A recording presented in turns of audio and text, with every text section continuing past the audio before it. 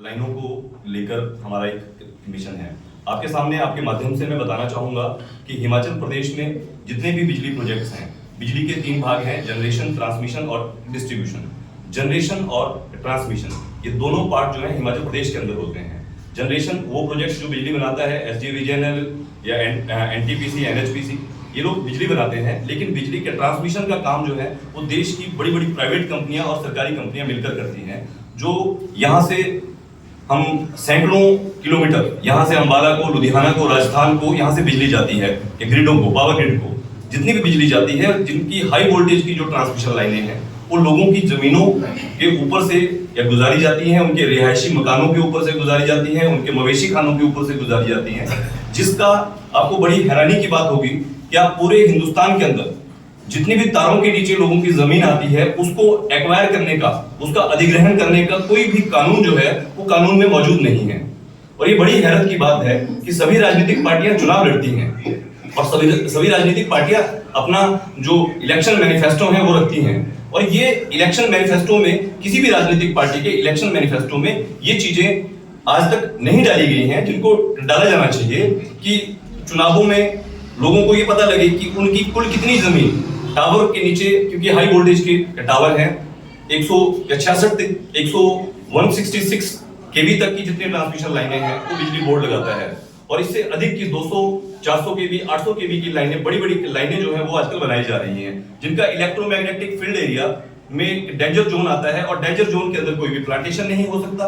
और कोई भी घर नहीं हो सकता या मकान नहीं हो सकता। उनको वहां से डिस्प्लेस जो है वो किया जाना है, और रिहेबिलिटेशन और रीसेटलमेंट प्लान, जितने भी इस तरह के प्लान हैं उनकी खुलकर वायलेशन जो है हिमाचल प्रदेश में भी की गई है। लगभग 25 लाख से ज्यादा ऐसे किसान हैं हिमाचल प्रदेश में जिनकी जमीन का कोई भी मुआवजा और कोई भी भूमि अधिग्रहण आज तक नहीं किया गया है। ना कोई कानून है, ना कोई कानून बनाने को राजी है।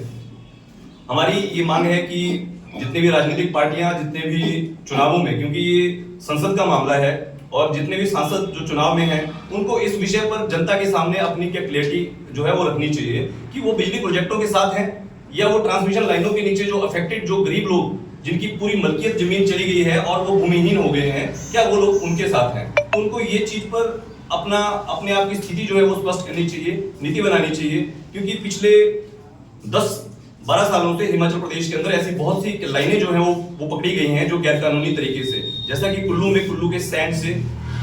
तलाड़ा होते हुए पूरी पहाड़ी के ऊपर से अनिल अंबानी की ट्रांसमिशन लाइन, जो Parvati cold and transmission company के नाम से उन्होंने लाइन लगाई थी, जो कुल्लू से लुधियाना तक 403 किलोमीटर बिछाई गई थी, पूरी की पूरी लाइन गैर कानूनी तरीके से बिछाई गई थी, जिस मामले में हिमाचल प्रदेश में 14 FIR जो हैं वो दर्ज किए गए हैं 2014 से लेकर, और आज भी वो सारे FIR में हिमाचल प्रदेश हाईकोर्ट में कंपनी गई थी और कंपनी की जो पिटीशन थी वो हाईकोर्ट में निरस्त हुई थी, और आज वो कंपनी आज भी 10 साल के बाद सुप्रीम कोर्ट में मामला जो है पेंडिंग है। लेकिन हैरत की बात है कि लोग, राजनीतिक पार्टियां जिनका ये मुख्य काम है, जिनको लोगों की आवाज, वो कहते हैं कि वो लोगों की आवाज उठाते हैं, उनको अपने चुनावी घोषणा पत्र में ये बताना चाहिए कि कोई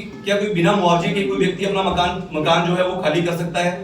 क्या किसी के पास अगर 5 बिस्वा जमीन या 1 बीघा जमीन तारों के नीचे है तो तारों का अफेक्टेड एरिया होता है वोल्टेज के हिसाब से, 120 मीटर एरिया के अंदर कुछ भी नहीं हो सकता, कोई घर नहीं हो सकता, मकान नहीं हो सकता, कॉमर्शियल किसी भी तरह का बिजनेस वो भविष्य में नहीं कर सकता। तो और ये मामला जो है, जितना भी जो कॉरिडोर जो बिछाया जाता है, कुल्लू से अगर एक लाइन बिछेगी लुधियाना तक, तो पूरे कॉरिडोर के अंदर जंगल जो है उनसे पेड़ हटाए जाएंगे, लोगों के पेड़ काटे जाएंगे, तो ये पर्यावरण का जो मामला है। और इस प्रकार से जितनी भी लाइनें यहाँ पे लगाई गई हैं, कुल्लू से जितनी भी लाइनें मंडी की तरफ, बिलासपुर से होते हुए यहाँ से गुजरती हैं बाहर को, या यहाँ से अमृतसर को यहाँ से लाइनें जाती हैं, ये सारी की सारी लाइनों के नीचे जो जमीन है उसका कोई भी हिसाब किताब किसी भी जिला के जितने भी जिला अधिकारी हैं उनके पास नहीं है। जब आप उनसे ये डाटा मांगते हो तो वो प्राइवेट कंपनियों को कहते हैं कि वो डाटा बताएं, जबकि ये डाटा जिला अधिकारियों के पास और हमारे जो राज्य का ऊर्जा